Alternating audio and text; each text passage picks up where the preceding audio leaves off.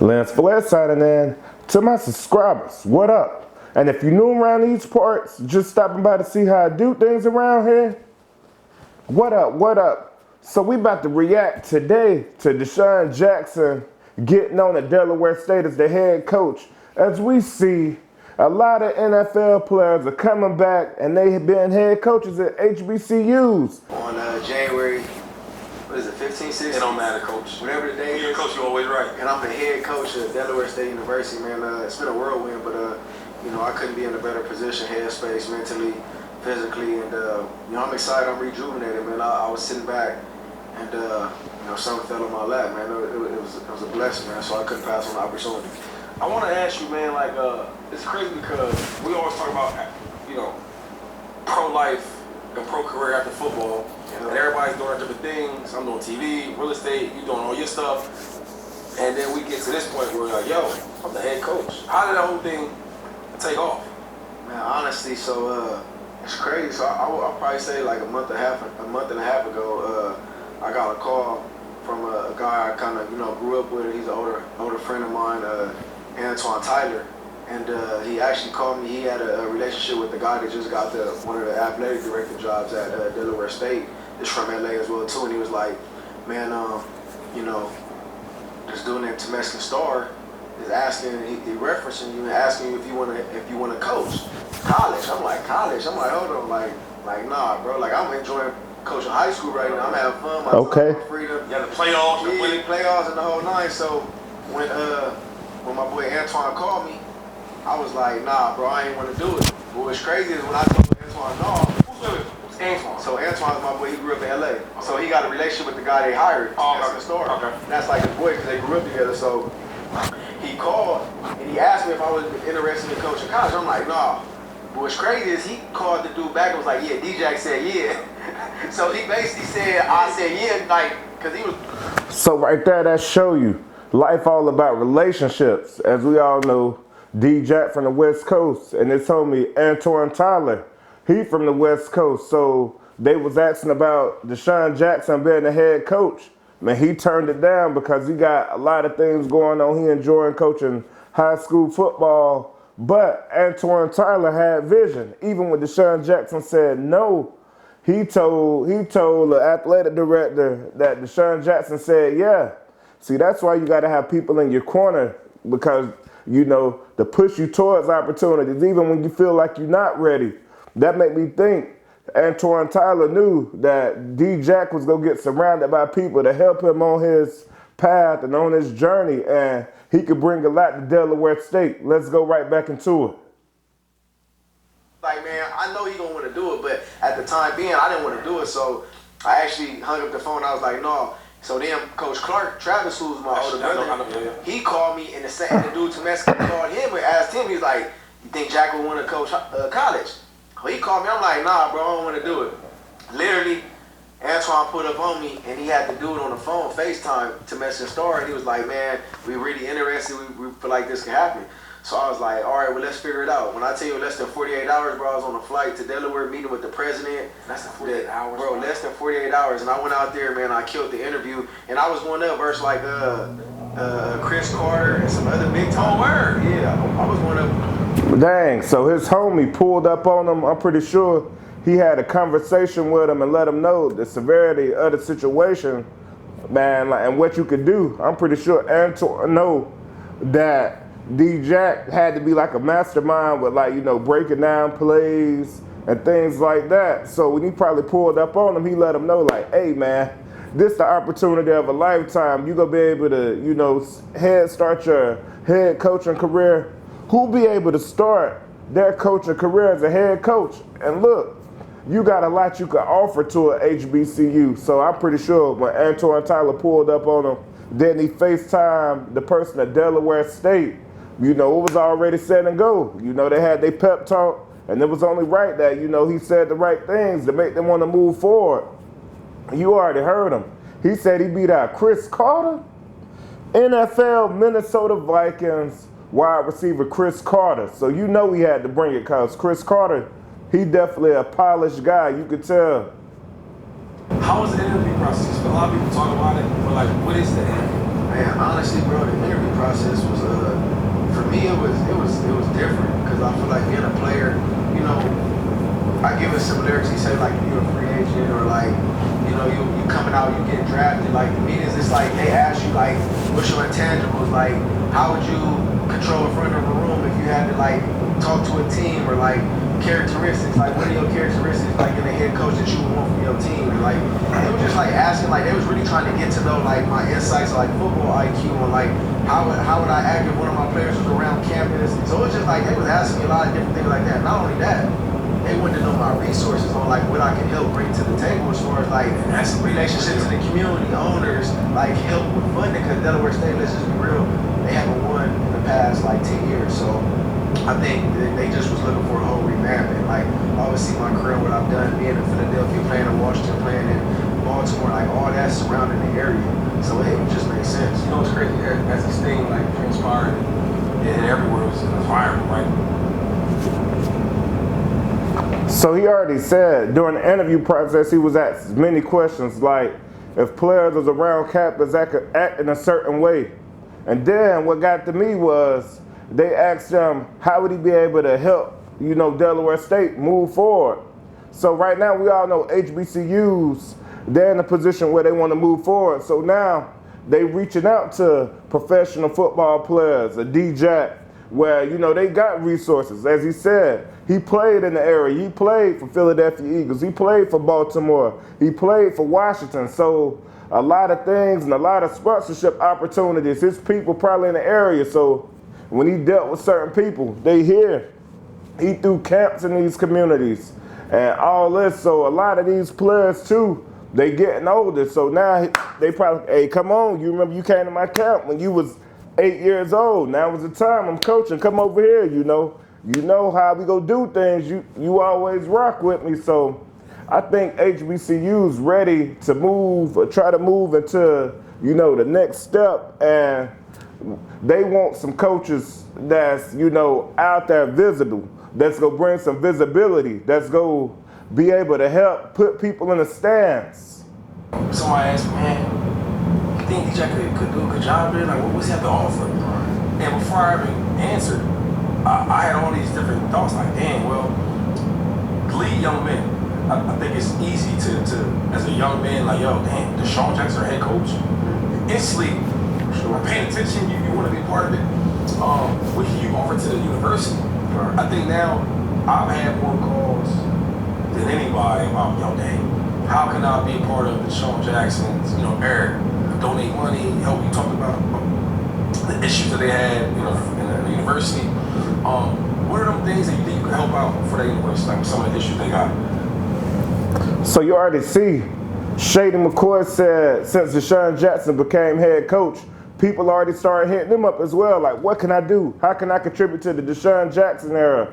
So you already know, like a lot of people in their circles, they probably got different financial situations. They know different business owners, and they want to see Desean Jackson thrive because, you know, if he look good, that's probably going to open the door for more NFL players to come over here and be head coaches and do their thing. So they really want to see their guys do good. They want to see Eddie George do good. They want to see a Michael Vick do good. They want to see a Desean Jackson do good. The biggest thing I look at, and even jumping into this situation before, like one thing about me, and a lot of people don't really realize, like I overthink certain situations. Like I put myself in positions before I even take them on. So before I like accepted this job, I was just like, man, like the possibility of me being able to rally a whole community, rallying around a whole culture of people, and like I sat there and literally told the athletic director and the president of the university, I said, I don't think y'all ready for this, because once this go viral, like I know the attention, I know like they haven't had nothing to talk about in the state of Delaware for I don't know how long, especially with Delaware State. So for me, it was just like, I knew once my name went across the bottom, Ticketer, ESPN, like I know Fox, hold on. Fox, you know, we shout out Fox. Like I just knew like the conversation is going to be around it. There's going to be surrounding that. So I think the biggest thing is as far as the HBCU, we don't really have the resources of like a Power 5 or a Power 4 school. So finances, staffing, budgeting, I mean, you can go on and on. So I think just really reaching out and extending my hands and, you know, to people I have relationships. Michael Rubin is, you know, one of the first donors. He came on and, you know, donated and just showed how much support. I've been in contact with Kevin Hart's. All right, so let's get back into it. You see that confidence that he showed when he was talking to, you know, the athletic director and the president of the school. He said, I don't think y'all gonna be ready for the attention that y'all about to receive. And look at him. He already know, like, some of the things that HBCU's up against compared to Power Fives. I remember playing at my HBCU. We improvised and made a lot of things happen with what we had. But you see with his network, he said what? He reached out to Mike Rubin. He reached out to Kevin Hart. So those big, powerful donors, and I'm pretty sure they got crazy, powerful relationships too. So that's probably why these, you know, HBCUs trying to move towards these popular figures and these guys that was in the NFL, because, you know, they got a bigger reach and they can get out to more people and more resources could flow into the HBCUs. We see the way Coach Prime turned Jackson State up. Not saying everybody could do what Coach Prime do, but he showed what's possible. For success, I think a lot of people have to understand, for you to be successful in an area that hasn't really had success, you need everybody. Like, you got to surround everybody. So, yeah, so that's kind of what we're building. But, you know, I just encourage everybody, man. Like, we helping change young black kids' lives. And not only black kids, just kids in general. So I think, you know, if you want to be a part of history, join Delaware State, bro, because I'm going to bring history there.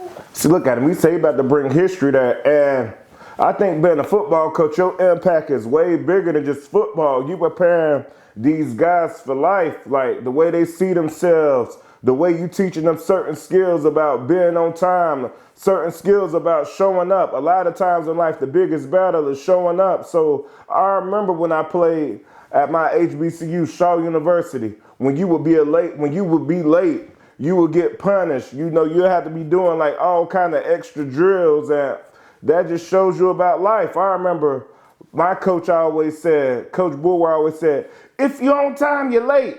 And, you know, having that kind of mindset helped me get opportunities. So I know the biggest thing we could do sometimes is show up. So I'm ready to see what this D-Jack era go look like.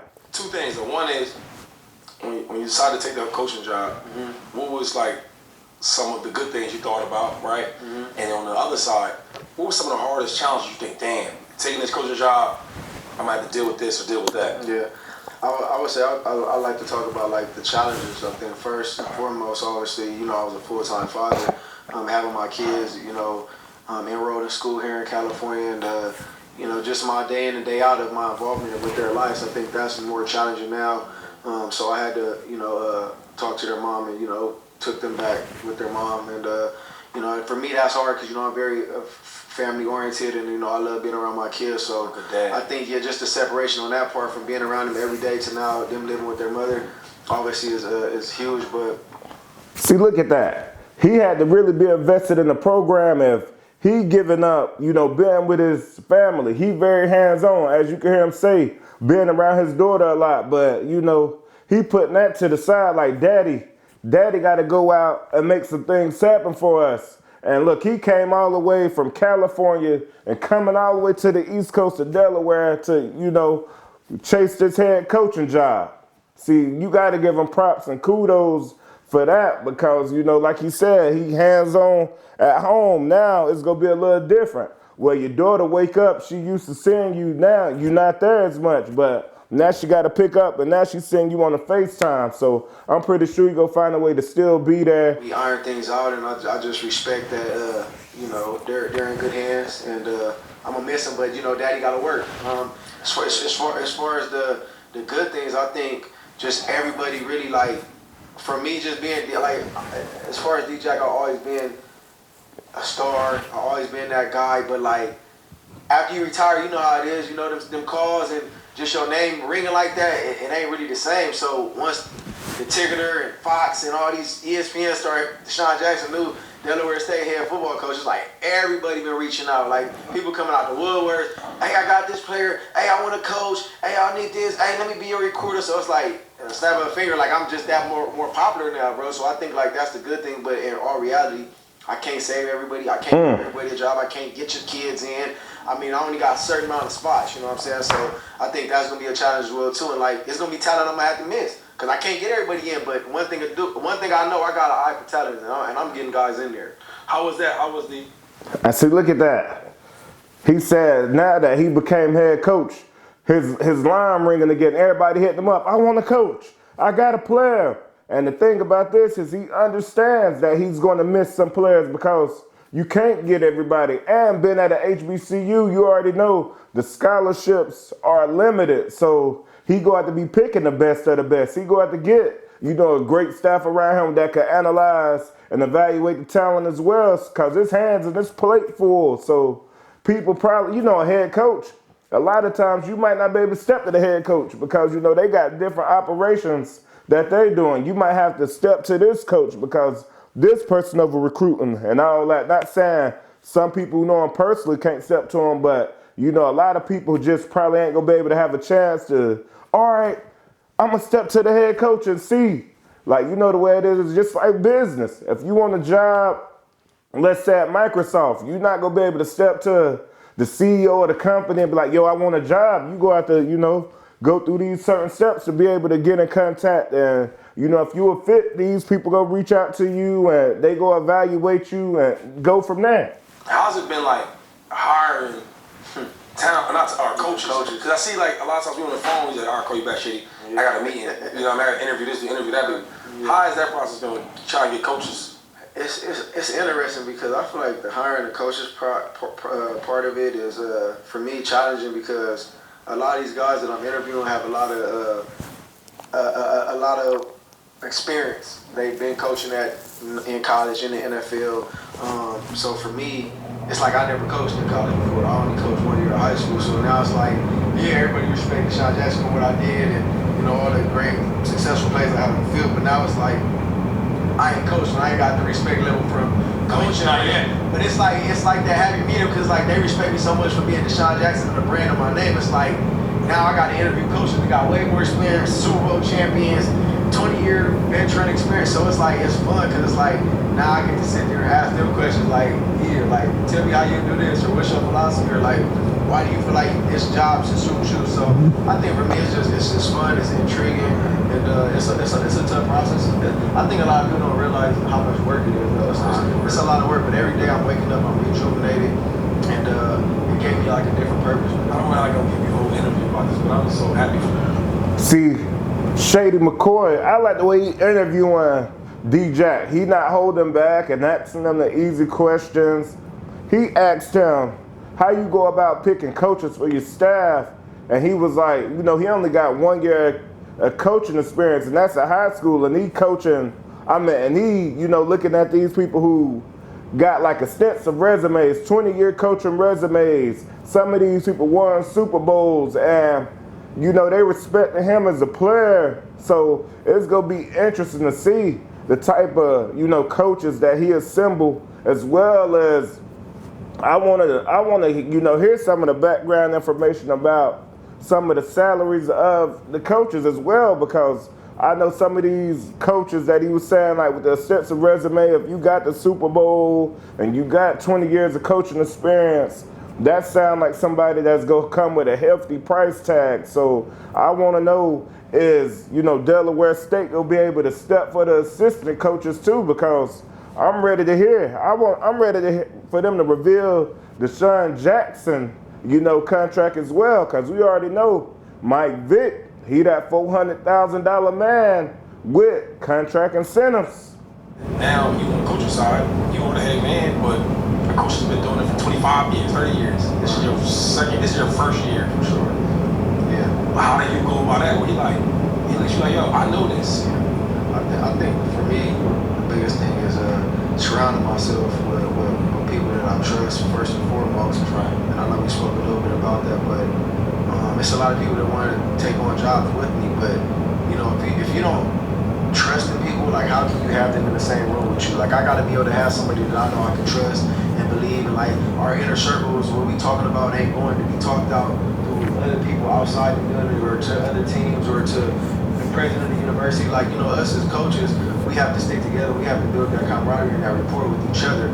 So I think for me, I'm not worried about a coach that got more experience telling me this, that, and the third, because honestly, that's what I'm hiring you for, because you have the experience. So I don't think, for one, I can't be successful without the people I'll put around me. Absolutely. I can be a head coach, no experience, but I don't care. If I got coaches around me that got the experience and been in certain positions, that's going to be more successful for me. Now, I got drafted in 2009. See, with this, I think Desean Jackson going to have to be a sponge and be able to be coachable as well towards the coaches, because the coaches that he go hire, they go have numerous years of experience. So he from the player side of the NFL, and they from, you know, the coaching side, so they need to mesh that together. So coaching young men is a lot different. I know people who played in the NFL, such like himself, you know, he have a different skill and talent level where, you know, he just blessed athletically. So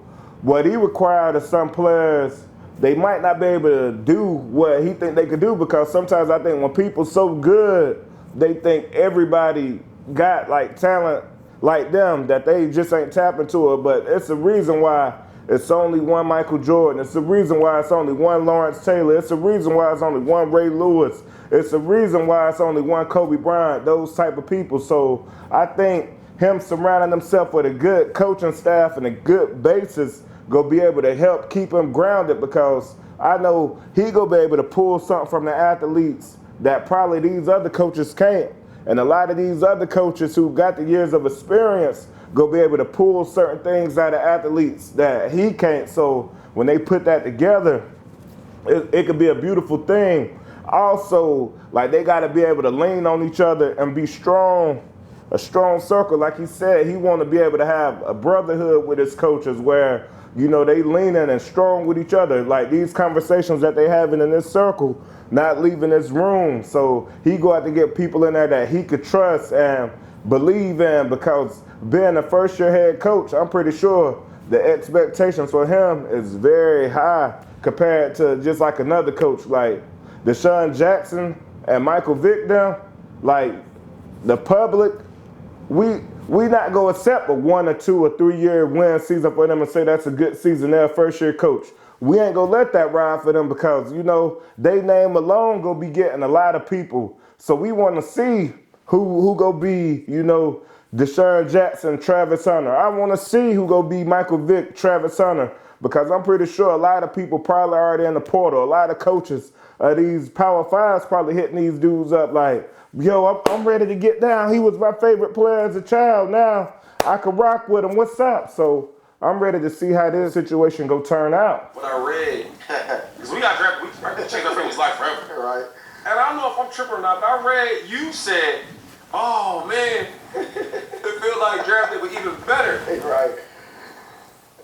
Is it? Like, tell me what's going on. Man, Shady, I don't think you understand, bro. Help me understand. I mean, for Desean Jackson to be drafted, a young kid coming from Los Angeles, California, and, you know, I always tell people this, like, without football, without sports, I probably wouldn't be, and I don't like to say it like that, but it's just the truth. Like, I don't know where I would be without sports. Like, that was my only way out. Like, I wasn't this smart Ivy League student that, you know, passed all my grades with flying colors. So for me, sports came easy to me, and I feel like that was my way out. You know, coming from Los Angeles, California, not really having the resources financially to be able to go to a big time school, to make it into the #1 public institution as a Cal Berkeley. So I think, you know, to be a head coach, I ain't gonna lie, bro. Like, that felt totally different, bro. Like, I got my own.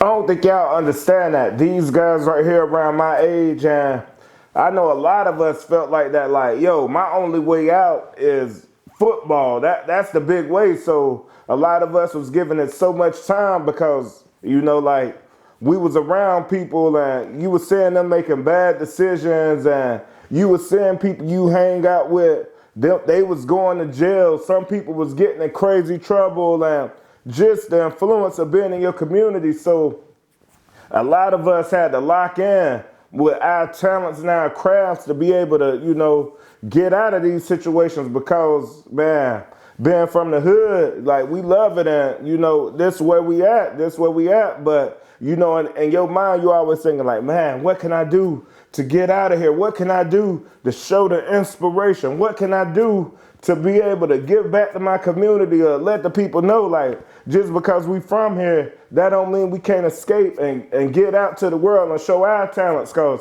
I'm a rep for my city. So I think that was like, you know, man, you just had to be there at that time, or I'm pretty sure a lot of y'all can relate when you from somewhere and you feel like, yo, this is the way out. This is what I gotta lock in on. This is what I gotta take serious, because I know this could change our lives. I got my own team.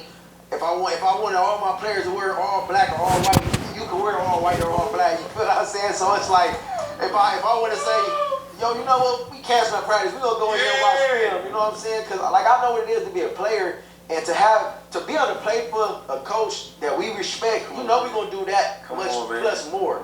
So I'm that type of coach where I feel like I understand the players, and I feel like the coaches that understand the players the most, they're gonna have a lot of success. So that day, man, like, sitting up there in front of, and we in Delaware. I'm gonna be real. I mean, it ain't like we in no poppin' city.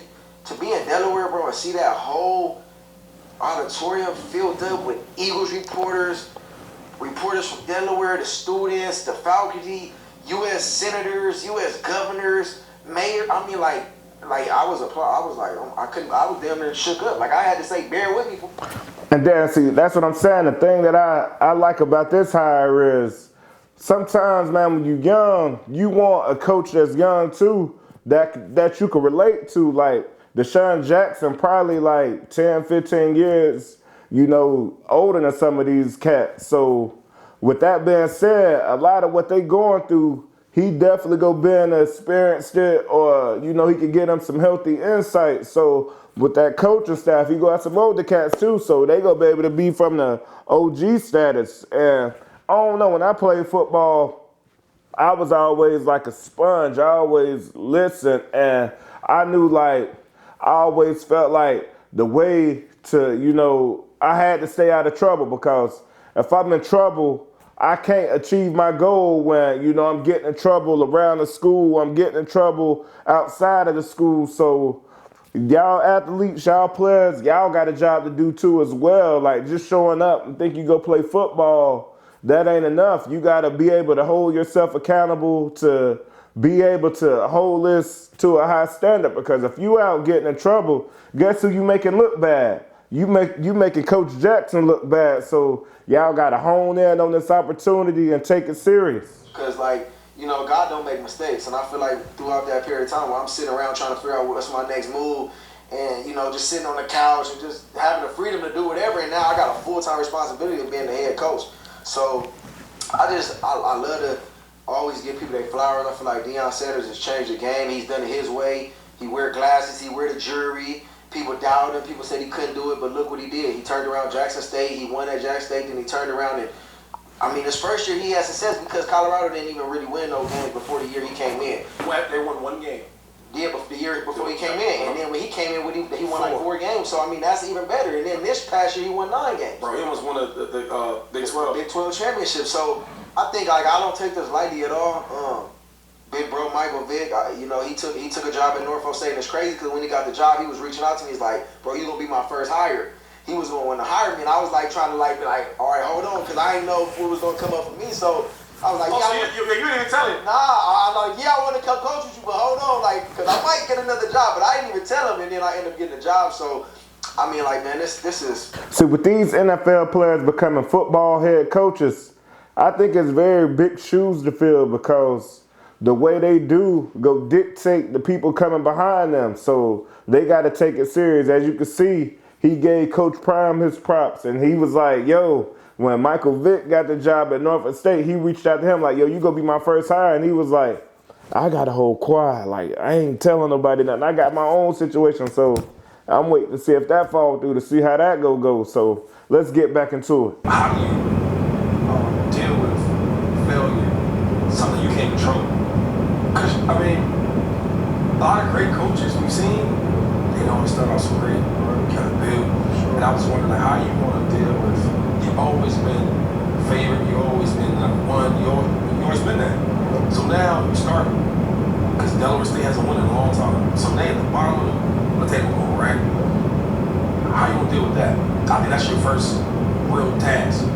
The first year might not be as people respect, like Deion's wasn't, like Andy Reid's wasn't. You get what I'm saying? How do you deal with that? And down chilling mentality, but I feel like even though my career has never been promised to me, like coming out. But it's always, hold up. From what I know, like, you know what I'm saying? You always had. I had a lot of doubters and naysayers too, though. I'm not talking about the doubters. Ain't nobody predict I was gonna play 15 years and do the shit I did. No, what I'm saying is, your rookie year, you had a good rookie year. I did, but I'm just saying before that, leading up to it, didn't know. Second year, like, your career has been. There's some your career's better than yours, right? But I'm saying you always had a good high school. I remember before I met you, did it. I was this skinny, fast, dumbass kid that fumbled the ball before he scored. Before I knew you. You know what I'm saying? Oh, gosh. Then you go to Kyle. You go to Kyle. So even when you play this, as I hate when you do this, you play this underdog role. But for real, for your career has always been. So you don't think I'm an underdog? For real? Nobody else that really knows you can say that. You win an underdog. I think he asked him a good question. How you go react to failure? Because a lot of the coaches that you like and you may look up to, they had to go through their failures. Coach Andy Reid had to go through his failures. Coach Prime. So, like he said, man, you used a lot of your career. You was very talented, and now you on the other side. You trying to explain this game to, a lot of younger athletes, and they trying to grasp it. And what if, they can't take in the information to execute the plan? So, being a head coach, it's gonna be hard. It's gonna be tough if you get to losing. These same platforms that's embracing you and happy for you, they gonna be looking for the side eyes like, did Delaware State do the right thing by picking Desean Jackson for head coach? So that's something that you gotta be thinking of down the road. You're like, yo, if things don't go right, how am I gonna keep my composure to not let this make me fall apart? And it's just part of the process, because when you start a lot of things, you're not gonna be the best. I know he hoping for the best and things like that if you have a winning season, but it's on that other side, like, yo, this football, a lot of times the normal things, usually when the coach first year, you're not fit to come off and kick the doors off, but it's a chance. So how you go respond to that adversity if they come, because he that big name, so a lot of people go definitely be talk about him more, and him being so big, it's not gonna be the same as their old head coach. I can't even think of their old head coach name. So with him losing, it never even made my radar, because I ain't even know who he was like that. So, but with Desean Jackson, if you get to losing, best believe that's going to circulate around the world, the podcast space, and all that. So I'm pretty sure you got a strong team and y'all taking this very serious, because a lot riding on this. Like, man, y'all NFL guys, this going to be important for y'all, because if y'all see success, this going to make more HBCUs want to come over and be like, yo, all right, come over here. But, if y'all doing horrible, that's going to make HBCUs like, yo, these people, they just trying to get an easy free bag. So I think D-Jack asked him a good question. I said D-Jack. I think Shady asked him a real good question. I say Kelsey, because his name is Coach Jackson now. Do you feel that you are a little different right now? I feel like I've always been different. That's why I'm one. That's why I'm 1-on-1. I mean, I know how to turn on and turn off when I need to. No. So what are you talking about? No. You gotta go, but listen. Help me understand what you talking about. We're doing this show. We don't do that on this show. Nah, we don't do that. So let's do this again. Do you feel like you're a little different now that you're in the coaching position? I think without a doubt, you have to be. I mean, you can't be a leader of men and act like things haven't changed drastically and dramatically for myself. I respect that. I think first and foremost, taking this opportunity and taking it on head steam on, I think being a leader, the way I commend myself, the way I present myself, I think the way I dress, my energy. I mean, I think everything, top to bottom. And I mean, it's still times for me to, if you want to call it, let your hair down, or when I'm in my private space or doing, you know, whatever I choose to do behind closed doors. But I think in the public's eye, I have to, because I got to commend coaches, owners, presidents, kids' parents, student athletes, facility, people. You know what I'm saying? So I think, you know, over my Yes. career, over the places we've been, helped me prepare for moments like this. And not only that, I would love to tip my hat off to like Andy Reid, a father figure, like a second father to me, Sean McVay, Marty Morningwig, David Culley, Coach Prime. I mean, guys like that made it possible for me to sit in the seat right now and be a head coach. And I would like to say first and foremost, you know, Coach Reid, for him to say he was going to stake his career and put it in jeopardy of me being a head coach and being a successful head coach at Delaware State University. I mean, for me, like, when I reached out to Coach Reid, man, him and Sean McVay, man, they did everything. Like, Coach Reid was on his way to Baltimore, and he was about to get ready for a game Saturday, and he was on the phone with the president of our university talking about me. So, I mean, it's like to be able to have relationships like that and guys standing on the table for my success and for me to get opportunities like this, man, it means the world. That's big, bro. You know, and like they don't do it for everybody. It's many coaches For sure. that play for Andy Reid, you know. And that's what life all about, relationships. Building those relationships that people go vouch for you. Look, he said Coach Andy Reid was talking to the president of the school, and he putting his coaching on the line for him because he know what Desean Jackson could do. And that means volumes because he's saying D-Jack day in and day out, his work ethic, how he approached tasks. So he gonna be able to hopefully transfer this over and these young men go have to pick it up. And like you said, he go have to conduct himself different now because sponsorship opportunities, just a lot of different things. He gonna be interacting with people's parents because when you sit in my front room and you talking to me and my son, all that, I respect what you did as Desean Jackson, but how can you make my son life better? How can coming here with you be able to set him up for the real world? How can coming here with you be able to help him be able to have a great football experience and help him become more well-rounded when he get away from me and, you know, he's over there with you more. So I'm gonna have to be trusting you to be able to help, you know, groom my son to be a productive man in society as well, because when you get out in college, you have a lot of influence. Like, they gonna be dealing with a lot of influences. So I wanna know that you and your staff is positive, be able to have positive reinforcements where my son gonna be able to believe in you and be able to look up to you as well, because, you know, he not gonna see me every day. He go see you. So you and your coaching staff go have to be like a mentorship and be able to help guide these young men, because that's what it's all about. All of us, all of them in that circle, they not gonna make it to the NFL like, you know, you and Shady. Everybody not gonna be able to cross over there, but if y'all get them a lot of things to work with when they transition into the work world, when they realizing like how to fight, how to work as a team, because what I look at football as, even though I didn't make it, man, football just taught me so much skills where certain things like working with a team, making sure I'm pulling my weight, making sure I'm on time, making sure that I'm a good person to be able to be someone to lean on, because being a football player, you go have to be strong and sturdy, because a lot of things happen like when you hear, like, that's why there be a brotherhood where even when the game done, y'all still checking up on each other, making sure each other good, or, you know, you sin and all that, because y'all had so much time and y'all overcame so much adversity. So I want to be able to send you. I know a lot of these parents go want to be able to send you their kid. These mothers go want to be able to send you their son and be able to, you know, trust that they gonna be able to get what they need to better themselves as young men and to be a productive citizen in their community. And that was the recap of Desean Jackson accepting the head coaching job at Delaware State. Let me know below in the comments your take on this situation. Do you think D-Jack goes succeed being the head coach at Delaware State?